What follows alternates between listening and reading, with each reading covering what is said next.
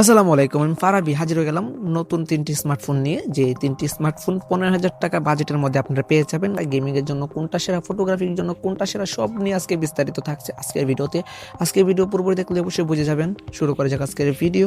আমাদের লিস্টে যে ফার্স্ট ফোনটা আছে সেটা হলো আমাদের টেকনো স্পার্ক 40, যেটা মাত্র 15,000 টাকা বাজেটের মধ্যে আপনি পেয়ে যাবেন। যে ফোনটিতে ডিসপ্লে ব্যবহার করেছে 6.67 IPS LCD। এই ফোনটিতে মিডিয়াটেক হেলিও G81 চিপসেট ব্যবহার করা হয়েছে। আপনারা গেমিং কোয়ালিটি দেখতে খুব ভালোই, মানে খেলাটা চলা যায় মোটামুটি ভালোর দিক দিয়ে বলতে পারেন। এই মিডিয়াটেক হেলিও G81 চিপসেটটা খুবই ভালো গেমিং কোয়ালিটির জন্য, এমনকি মাঝারি টাইপের গেম মোটামুটি খারাপ না, ভালোই চলে। আর যদি পেছনের ক্যামেরা দিকে, সেটাতে আপনারা 50 মেগাপিক্সেল ক্যামেরা এটাতে দেওয়া হয়েছে, এমনকি 8 মেগাপিক্সেল সেলফি ক্যামেরা দিয়েছে। দিনের আলোতে মোটামুটি ভালোই হয়, রাতের জন্য একটু সীমাবদ্ধতা আছে।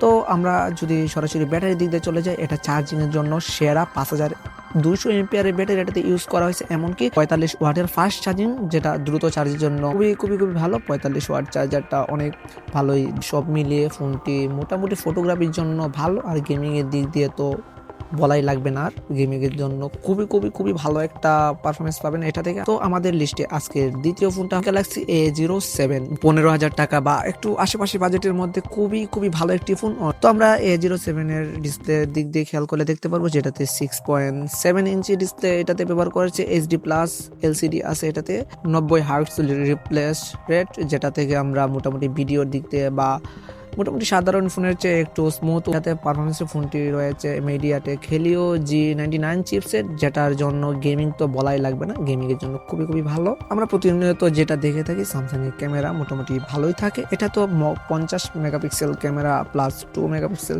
ক্যামেরা, এটার সাথে 8 মেগাপিক্সেল ক্যামেরা সেলফি ক্যামেরা আছে। আমরা ব্যাটারি দিক দিয়ে গেলে দেখতে পারবো, স্যামসাং এর যেটা প্রতিনিয়ত যেরকম থাকে ওই রকমই এরকম এটাতে রেখেছে, যে 5000 এমপিআরের ব্যাটারি প্লাস 25 ওয়াটের ফাস্ট চার্জিং, তাকে দ্রুত চার্জিং হয়। 25 ওয়াটের জন্য একটু কম হয়েছে, কিন্তু আমরা দেখছি প্রায় ফোনেই 25 ওয়াট রাখে তারা, 45-25 এটাই বেশি রাখে। তো 25 ওয়াট বেশিটা খারাপ বলা যায় না, এটা স্যামসাং এর জন্য খুবই খুবই খুবই ভালো।